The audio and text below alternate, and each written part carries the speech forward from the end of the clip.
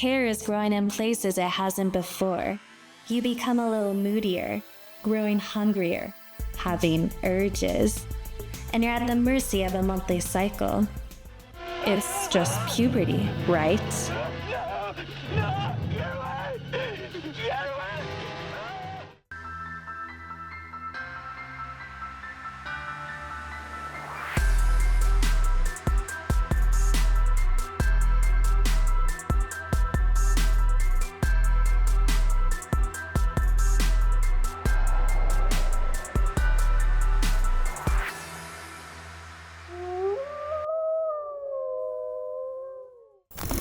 Have you ever walked along a path on a full moon and you hear a howl deep in the woods? It's getting closer and closer. You're getting more tense, quickening your steps, and then some hairy creature jumps out and bites you? Well, it was most likely a werewolf. Now, you're probably asking yourself, am I gonna turn into one? Oh, definitely. And it will be very, very, very painful. Oh, but don't worry, you'll be fine. Probably. But if you're a teenager that becomes a werewolf, have mercy on your soul. Boy, so young and the transformation horrible. Panic penetrates every home when this strange unknown killer hits town, taking hold of the teenage crowd, coloring their practical jokes with hysterical humor that'll make you fall flat on your face with horror. This high school boy, a teenage werewolf. Ever since I Was a Teenage Werewolf took a bite at the box office in 1957, werewolfism has been used as a metaphor to depict the growing pains of adolescence in horror films.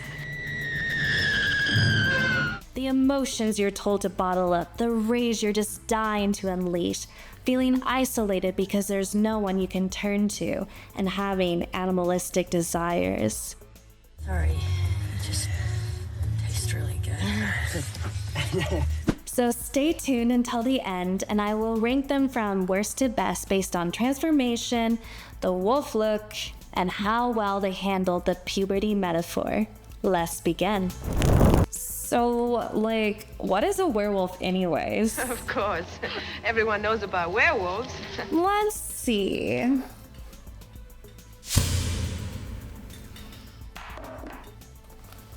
Lycanthropy is the assumption of the form and characteristics of a wolf held to be possible by witchcraft and magic werewolves. It comes from the Greek words of lykos, which is wolf, and anthrop, which is human. Mix that together and you get lycanthropy. One of the first accounts of a werewolf is from an ancient Mesopotamian poem, the Epic of Gilgamesh. The goddess Ishtar cast a curse on her ex-lover, which transforms him into a wolf. Why? Because she was tired of him. That is one hell of a breakup. Oh, and there's also this Greek story of King Lycan. He thought he could trick the god Zeus into eating human meat.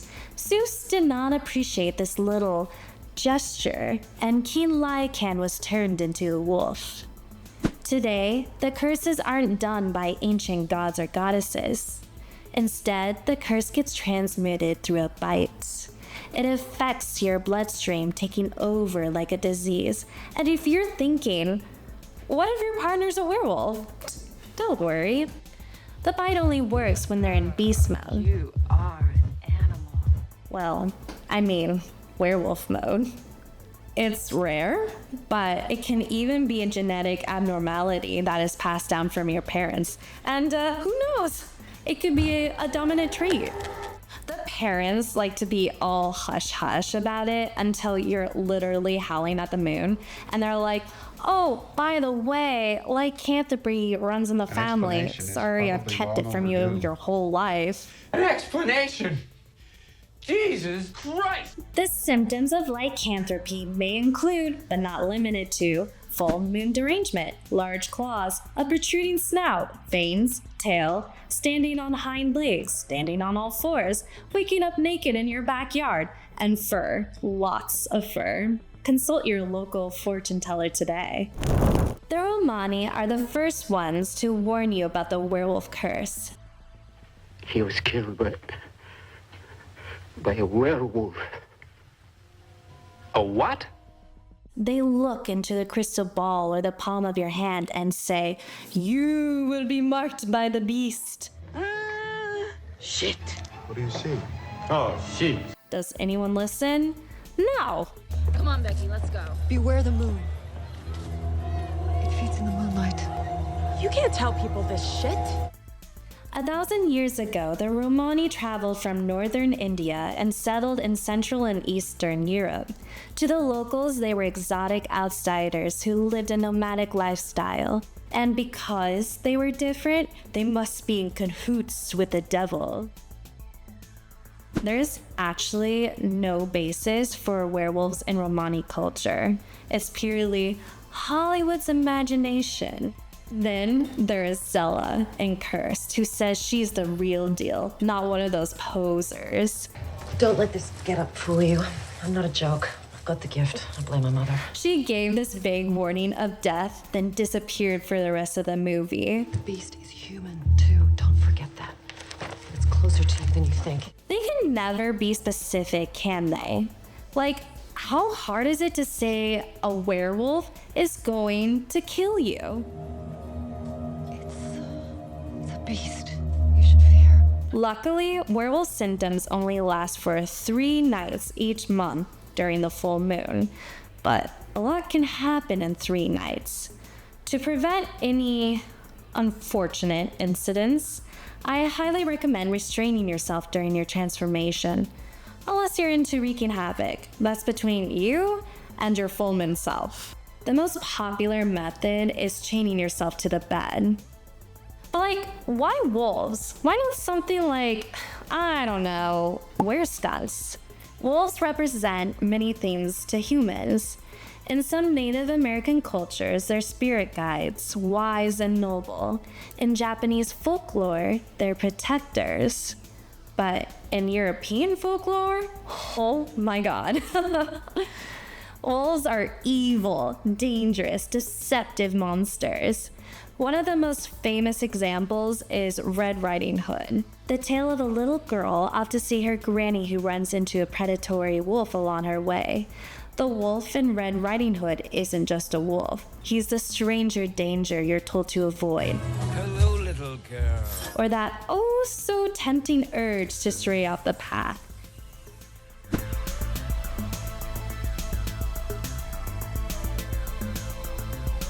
You can never be too careful. Beware of false prophets who come to you in sheep's clothing, but inwardly are ravenous wolves. Even Jesus doesn't like wolves. So yeah, werewolves. Hope that explains it. What does this have to do with teenagers? Well, they're also terrifying in their own right. I mean, God forbid you get a period. So what is the basic formula of a teen werewolf movie? Glad you asked. They're a fun mixture of body horror and high school drama, often located in a small town. And how do you exactly describe the vibe of these small towns? Not many vegetarians in this town. Yeah, that. There is a pressure to conform, which is hard to do when you're sprouting a tail. The townsfolk are watching you, judging, whispering, like, oh my gosh, do you see that she's wearing a plaid shirt and she likes hockey? So weird. The townsfolk might be hiding a dark secret and will do anything to keep it buried. And then the scariest part is the student hierarchy who always plagues the hallways. You've seen these types before. There's a jock jerk who walks around school like they own the place just because they can throw around the ball. He will have his pack of insufferable minions following them around like sheep. And then there's the queen bee. Naturally, she belongs to the jock because he's hot, she's hot. That's the entire relationship. Match made in hell. And finally, we have our protagonists, the teen wolves, who are at the bottom of the student hierarchy, are just painfully average. I'm sick of being so average. No offense to you teen wolves out there. That's okay though. Your moment will come, because with your new supernatural ability and chest hair, you'll probably be the coolest kid in the school.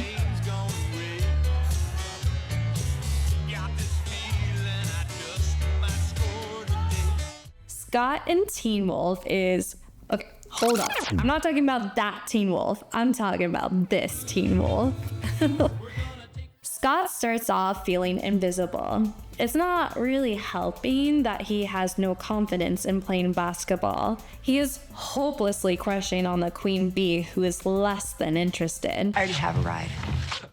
But a surprise, he is one of the lucky few that inherits the werewolf curse.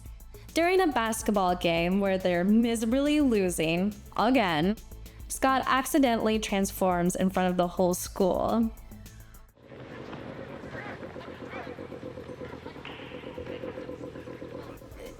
Is that his voice or his stomach?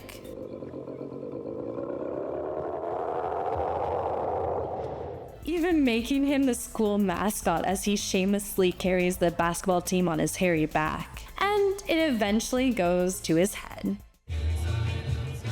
Now, if you're a boy werewolf, the jock jerks in the inn might come around and respect you a little bit, maybe even be your new gay pal. The jock jerks in the girl werewolf movies, they just get their throats torn out. Adults in teen wolf movies are not much better. They can be exploitative, controlling, or hopelessly naive. Well, that's what men want. Some of them might seem cool or different, but they're all pretty much the same. There tends to be a disconnect between generations, parents saying like, I totally know what you're going through, but they don't. Every teenager has different experiences dealing with different issues. I mean, I get it. I survived high school, not like it was a big deal, just a couple mean notes, some awful rumors about me, a couple lunches in the bathroom, getting laughed at. Easy. Why did I think it was utter hell? I don't know. But it's hard to feel like you're going to survive high school when you're living through it. So, can adults actually relate to what you're going through as a teen, especially as a werewolf? When Scott approaches his coach with questions about what's happening to his body, the coach doesn't really seem all that interested. Oh yeah? What kind of problem? As you can see, I'm a very busy man here. Educating a teen about their body is important because if you don't, their hormones will still rage on and they'll eat your neighbor's dog. Speaking of hormones, let's talk about your love life as a teen wolf.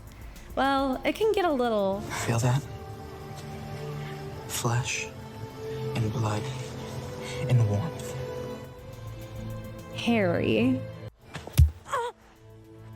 Some transformations are sparked on by sexual desires. Take Scott Howard, for example. He's at a party and is playing 2 minutes, doing whatever. He starts kissing a girl, things get a little rough, and suddenly he's gotta go. He sprints home, bolts up the stairs, and locks himself in the bathroom, where he transforms. I hope you get it, because I'm not explaining that one. On the other hand, sex is a moment of freedom and control for she-wolves. They don't outright transform, but the act brings it out of them. Their eyes change color, their teeth sharpen, and they don't have to hide themselves in their human skin for that moment. They can unleash the beast without, most of the time, being scrutinized. And let me tell you, they like it on top. Friendly advice? Protection, because you do not want to end up like this guy. Another symptom of werewolfism is aggression and anger. However, It is more of a characteristic between all the boy wolves. And you turned into the werewolf. Out of anger, Scott.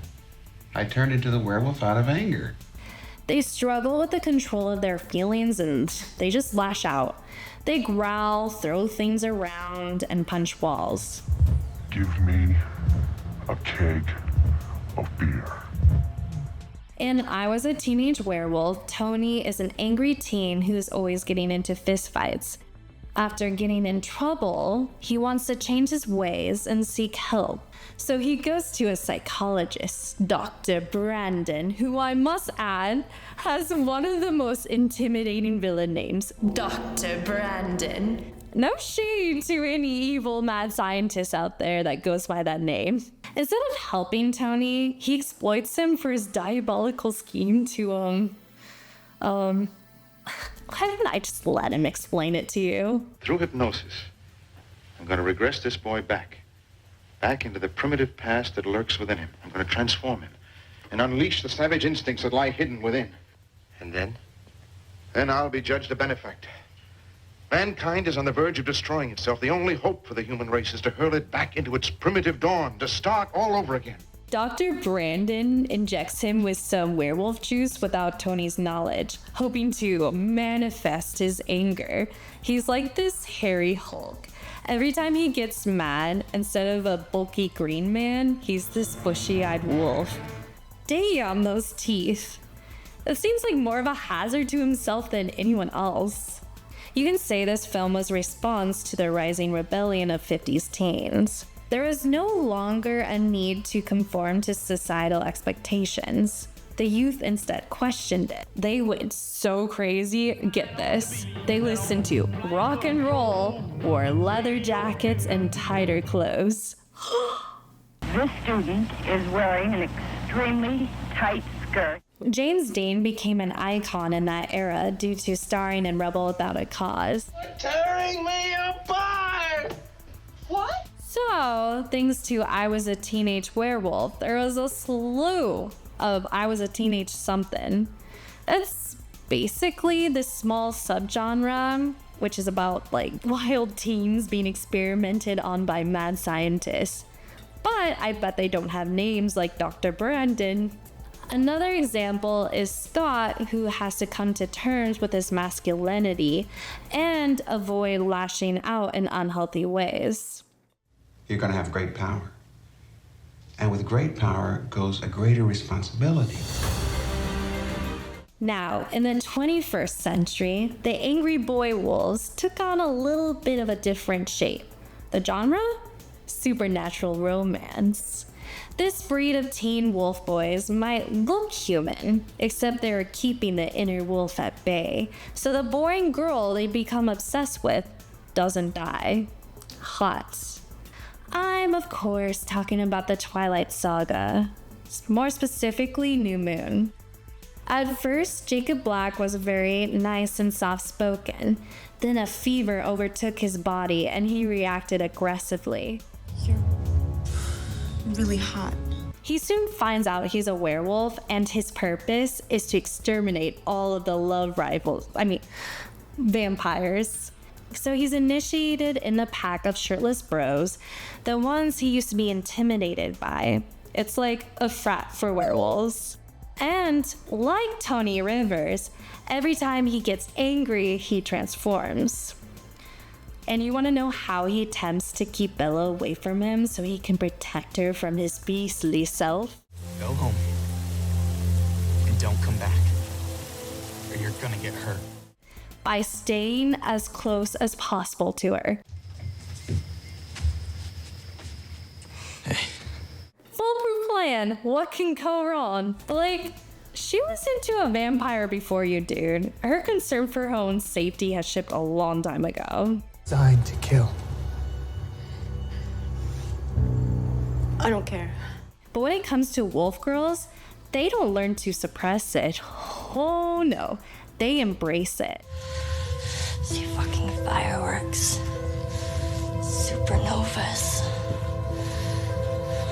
A goddamn force of nature. She starts off shy, naive, like puppy Jacob. Then after she reaches puberty and becomes a wolf, she suddenly becomes more confident. It was the key to freedom she needed all along. In Ginger Snaps, Ginger Fitzgerald was a scary goth girl that wore baggy clothes. She hangs out with her equally estranged sister Bridget when she starts her period on the full moon. Ew. Well, it's not contagious. It attracts a werewolf and it bites her. After that, she begins to distance herself from Bridget because they don't have a lot of things in common anymore. I mean, once you reach that status of walking slow motion down the hallway, hair blowing, everyone wanting you or hating you, you're just on a different level. Sorry. As the month goes on, Ginger becomes more monstrous and Bridget tries to come up with a solution to stop her from fully transitioning into a werewolf. And that's actually a common theme in girl werewolf movies. Everyone else around tries to stop her from her full moon transition. It's for your own good, they say. I wanted to spare you.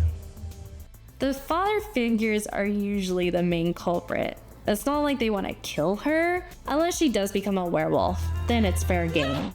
The father figure in Wildling, played by the legendary Brad Dourif, aka Chucky in Child's Play, well, he went to extreme lengths to stop the werewolf transition. He raises Anna, the werewolf, in an isolated room where she is never allowed to leave. He tells her cute little bedtime stories about the scary wildling that eats children. Do you want to hear more? Fun. So he gives her Leupoilin in hopes that it will stop her puberty. That's fucked up. She is rescued from her dark prison, so the medication stops. Finally, she starts to feel herself a woman. Marie's father in When Animals Dream, while he isn't an outright villain, he is complicit in the town controlling his wife's werewolf body. They made a pact after Marie's mother attacks some assholes, which means she is confined to a wheelchair as a local doctor gives her drugs to keep her in a vegetative state. They try to keep Marie's curiosity about herself and past at bay, but they can't stop her. Okay, side note, I just want to say, women should have their own say in what happens to their body.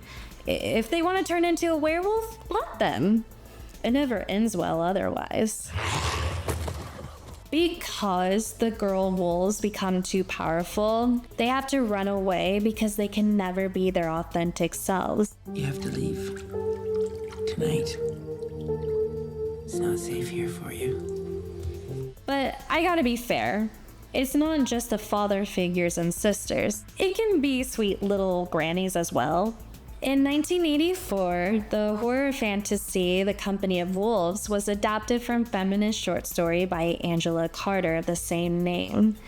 It's a dream of a fairy tale where a girl tells fairy tales. Does that make sense?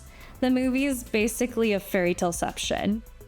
Picking up on the paranoia, Granny gives Rosaline all this bizarre advice. Never stray from the path, never eat a windfall apple, and never trust a man whose eyebrows meet. Sorry, Nicolas Cage. There's always this emphasis on staying on the path. Don't stray from the path. Yeah, okay. That's my boy. Despite this, Rosaline is hearing the soulful howling in the dark forest, almost like it's beckoning for her to follow.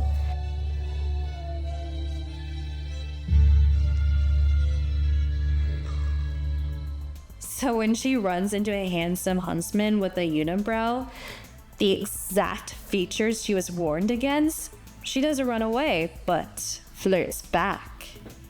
He, of course, turns out to be a werewolf, but she doesn't become the victim her granny thought she would be. And if there's a beast in men, it meets its match in women too. You see, werewolfism doesn't have to be about the suppression of your sexual desires, or the suppression of your anger, or the suppression of womanhood. There's other suppressionisms. It can also represent the suppression of your queerness. Whoa! Teen werewolf movies are queer-coded. Out by 16 or dead in a scene, but together forever. Like super queer coded. I'm not I'm a werewolf. You want me to keep going? Like, trust me, bro, I'm not gay. I'm cursed.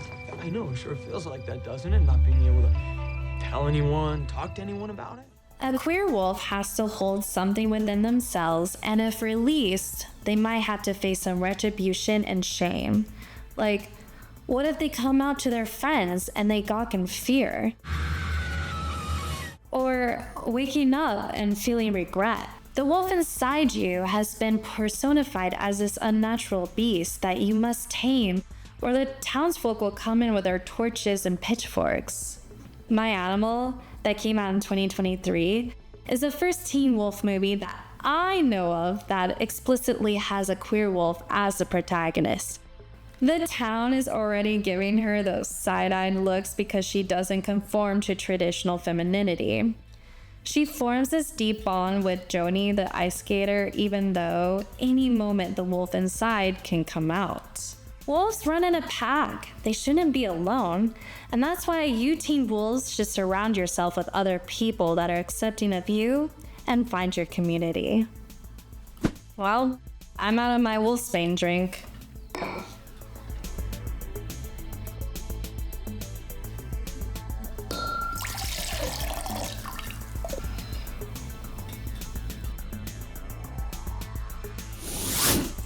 There, that's better.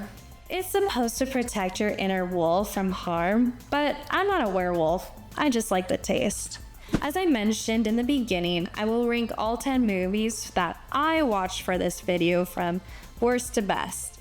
My criteria, again, is based on looks, transformations, and how well these films portray the teen experience. So starting with number 10, the worst of the worst is Wild Country.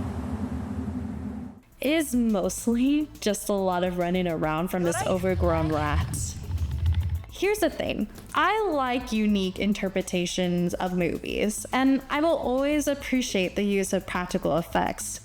But I'm just not scared of this thing, just more sad. Like, you okay? Need a hug? He is what not to do when you have a practically made wolf. You see way too much of him. He's just lumbering around and in the light like... At number 9, I was a teenage werewolf. I always feel bad for ranking this one so low, but it's really boring. I enjoy it for being a relic of the past. That sounds so harsh. But there's this random musical scene that we gotta throw in there because that's what they did back then. And it feels more of a PSA, don't be so angry or rebellious, kids, or you're gonna be experimented on by the Dr. Brandons of the world. Yeah, I don't know. This one was great though. I think that's the best part of the movie. Number 8 is Wildling. This is a film I probably would have been obsessed with in middle school when Twilight was all the craze. Besides the YA cliches, it seems like it's trying to gear to adults. It's rated R, why? Man, we gotta talk about this werewolf form because, man, underwhelming at best, and am I crazy? It's a little weird, right? I don't know. Anyways, moving on to number 7, My Animal. This hurts a little bit. I watched the trailer and I was so excited. The setting was beautiful and stylized. The use of reds against the white snow, so beautiful. And it's going for this 80s aesthetic. And the soundtrack kicks so much ass, and I was very excited for a queer representation in this little subgenre. But the second half of the film, I think, kind of drags. And there isn't a lot of werewolf action in it either, which, to be fair, that's not what it's really going for. But it's not my cup of tea. So at number 6 is Curse. Should it technically be number 10 or 9? Yeah, but I'm not gonna lie, I probably would have ranked it higher, but I couldn't in good conscience raise it further than this.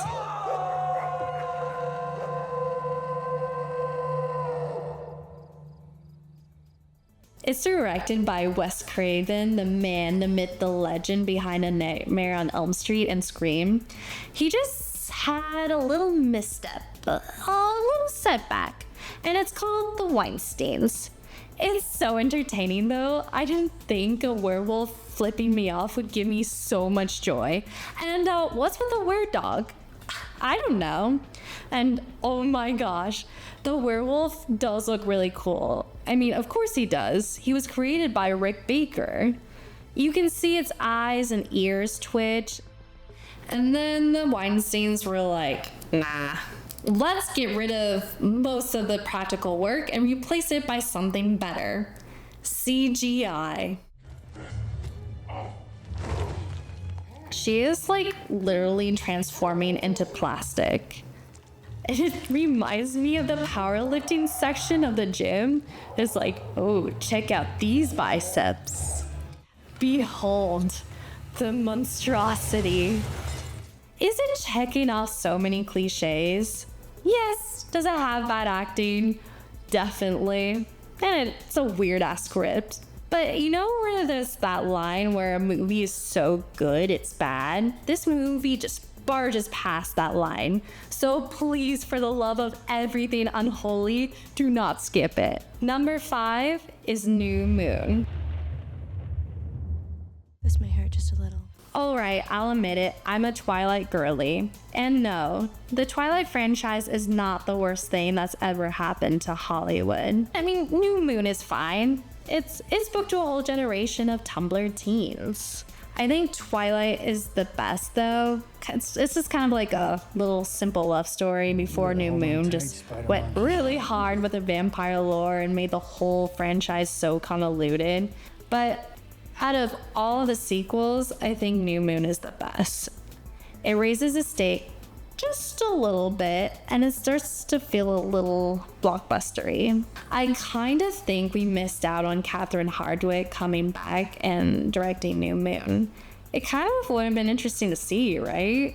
Twilight made a bunch of money and the studio didn't give her the time to make the movie she wanted, so they gave it to a man. Conspiracy? I don't know. At number 4 is When Animals Dream. This little Danish film is like a fairy tale in a fishing town, which makes it a unique setting for teen werewolves. Wildling and When Animals Dream have a similar story beat, like a girl discovering who or what she is after it being kept from her for so long. It's just, this film did it better. It's very atmospheric, and even though it's a slow burn, it's not boring. It really keeps you engaged as you follow Marie's journey into werewolfism. Now, we're getting into the real good stuff with the top 3, starting with Teen Wolf. A new comedy with Michael J. Fox, star of Back to the Future. It might be corny as hell, but you cannot pass it up, especially if you're a fan of the TV show. It's like, I don't know, tracing the ancestral roots. And it's not subtle with the puberty metaphor, but I think that it's one of its strengths and it has a good message of self-acceptance. Michael J. Fox is basically Marty McFly with fur, and I think he's so funny in the role. He's definitely the slickest in this subgenre. I don't know, I just think it's so fun in his leather jacket and sunglasses, listening to whatever that ancient archaeological device is. It just screams teen werewolf. Now, number 2 is The Company of Wolves.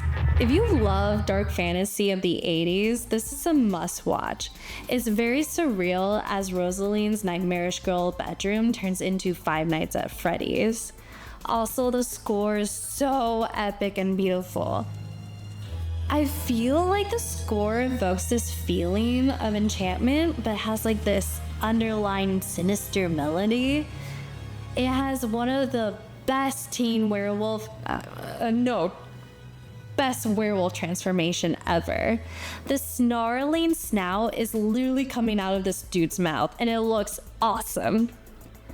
And it kind of goes along with the theme of the story. The beasts are wearing humans as a disguise as he rips his own skin off like a costume. So, the best of the best, it's gotta be ginger snaps, duh. We're almost not even related anymore. It's not just an iconic teen werewolf movie, but just an iconic werewolf movie in general. It has sequels, so you know people like it. And the puberty metaphor couldn't be less subtle if it tried. And it has like dark humor sprinkled throughout. I mean, these girls claim they just want to die, and they're so dramatic with it. I don't know, Bridget and Ginger are very interesting characters, and I love that their relationship is very weird and complex. She is also one of the coolest looking werewolves. She is so fleshy and scary, and she also retains some of her feminine traits. Apparently, she was built using latex and puppetry, which is really cool. Fans lovingly call her Ginger Wolf. So that's my ranking, and of course, my personal opinion, not that deep.